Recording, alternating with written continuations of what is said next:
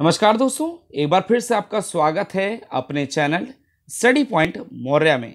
दोस्तों, आज की इस क्लास में मैं आपको जो टॉपिक कराने जा रहा हूँ उसका नाम है समष्टि अर्थशास्त्र का क्षेत्र एवं महत्व। ये टॉपिक मैंने अचानक इसलिए लिया साथियों, क्योंकि एक छात्र ने कमेंट्स किया कि सर समष्टि अर्थशास्त्र का क्षेत्र एवं महत्व के बारे में समझाइए।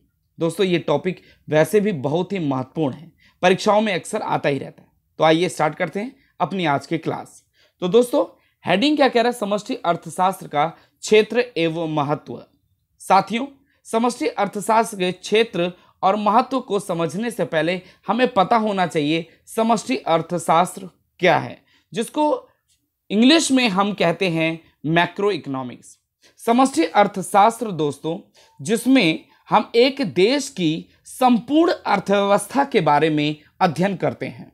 वही दोस्तों इसके विपरीत व्यष्टि अर्थशास्त्र होता है, जिसमें हम एक छोटी इकाई के रूप में अध्ययन करते हैं, जैसे एक फर्म, एक उपभोक्ता, एक उत्पादक। उसको हम व्यष्टि अर्थशास्त्र कहते हैं, जिसमें हम छोटी इकाइयों का अध्ययन करते हैं।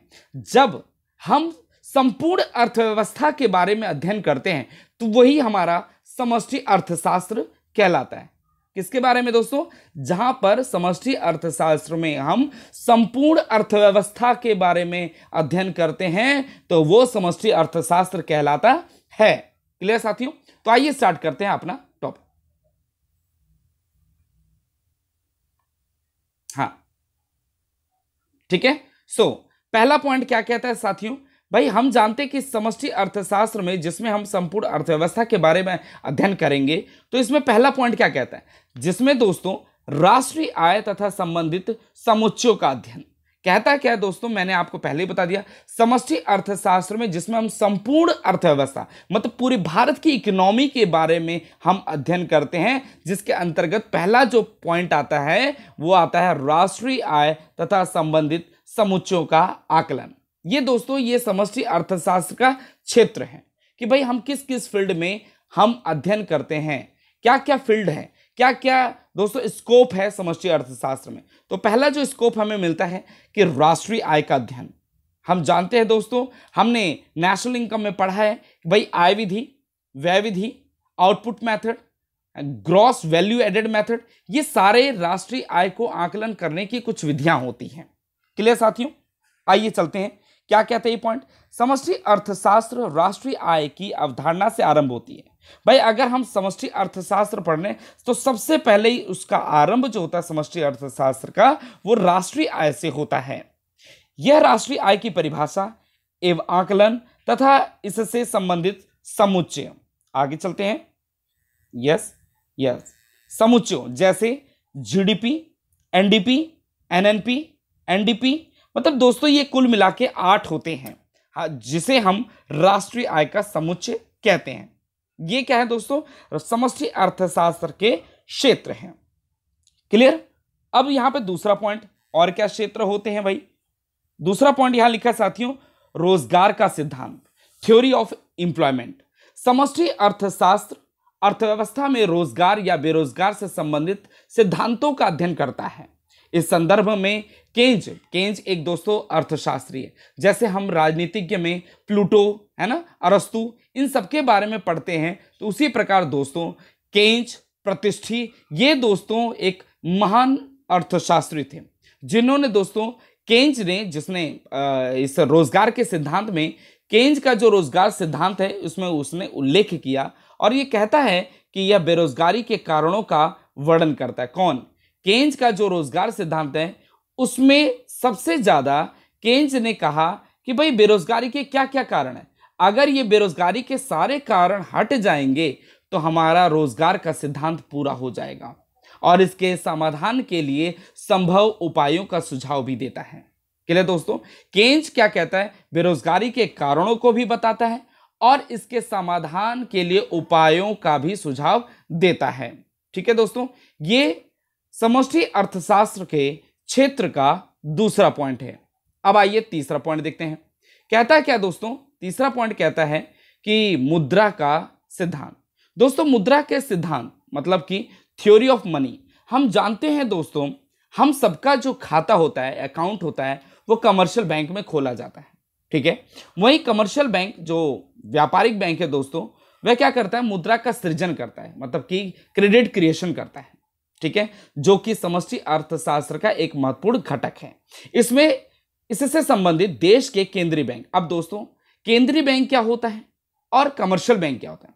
दोस्तों केंद्रीय बैंक क्या होता है, जिसको हम आरबीआई बोलते हैं इंग्लिश में, जिसको हम रिजर्व बैंक ऑफ इंडिया भी कहते हैं दोस्तों, ठीक है। दोस्तों रिजर्व बैंक ऑफ इंडिया क्या करती है, सभी कमर्शियल बैंकों पर निगरानी करती है, इनको लाइसेंस देती है, और आरबीआई ही बैंकों का बैंक कहलाता है क्योंकि इनका हेड होता है, ठीक है, क्योंकि आरबीआई ही सभी कमर्शियल बैंकों को लाइसेंस इशू करता है। भाई आप जानते हैं दोस्तों कमर्शियल बैंक, जैसे हम जानते हैं अपना एचडीएफसी बैंक होता है, ठीक है, हमारा यूनियन बैंक होता है, कैनरा बैंक होता है, पंजाब नेशनल बैंक होता है साथियों, इंडियन ओवरसीज बैंक होती है, बैंक ऑफ इंडिया होता है। ये सारी जो होते हैं दोस्तों ये कमर्शियल बैंक कहलाती हैं। इन कमर्शियल बैंकों में जनता का खाता खोला जाता है और सभी कमर्शियल बैंकों का खाता रिजर्व बैंक ऑफ इंडिया में खोला जाता है। क्लियर हो गया दोस्तों?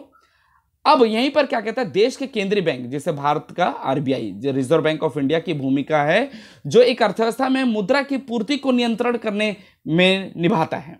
मुद्रा की पूर्ति, ये दोस्तों इसकी परिभाषा देता हूं मैं आपको। एक लेखा वर्ष के दौरान एक देश में जनता के पास सभी प्रकार की मुद्राओं को मुद्रा की पूर्ति कहता है।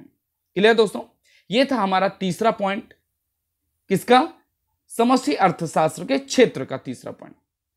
अब चलते हैं अपना चौथा पॉइंट, सामान्य कीमत स्तर का सिद्धांत। एक होता है स्फीतिक, स्फीतिकारी भी कहते हैं इसे, अस्फीतिकारी अंतराल भी कहते हैं, inflationary and D inflationary gap कहते हैं। यह भी समष्टि अर्थशास्त्र का एक महत्वपूर्ण घटक है। दोस्तों ये क्या है, यह भी समष्टि अर्थशास्त्र का एक महत्वपूर्ण अन्य घटक है। यह सामान्य कीमत स्तर की दिशा को व्यक्त करता है, जिससे या जिसके कारण अर्थव्यवस्था में स्फीतिकारी तथा अस्फीतिकारी अंतराल उत्पन्न होता है। दोस्तों यहां पर भी जो महंगाई है और मंदी है, ये भी दोस्तों समष्टि अर्थशास्त्र का एक घटक है।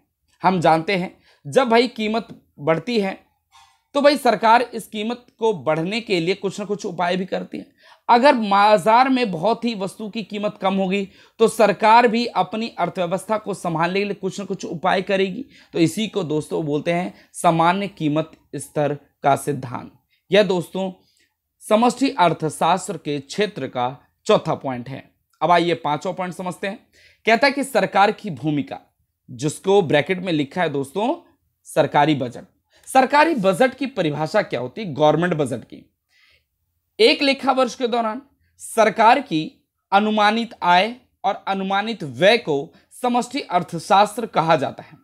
मतलब सरकार की एक साल के अंदर कितनी इनकम होती है, कितना खर्चा होता है, इन सब का जो ब्यौरा होता है, रिकॉर्ड होता है, इसको सरकारी बजट कहते हैं। क्लियर? कहता है क्या दोस्तों, समष्टि अर्थशास्त्र जो है अध्ययन करता है कि सरकारी बजट अर्थव्यवस्था में आर्थिक क्रिया के स्तर को कैसे प्रभावित करता है। भाई सरकार के पास अगर सेविंग ज्यादा है तो समाज का कल्याण करेगी, अगर सरकार के पास घाटा है वो टैक्सों में वृद्धि करके अपनी आय को स्थिर करेगी।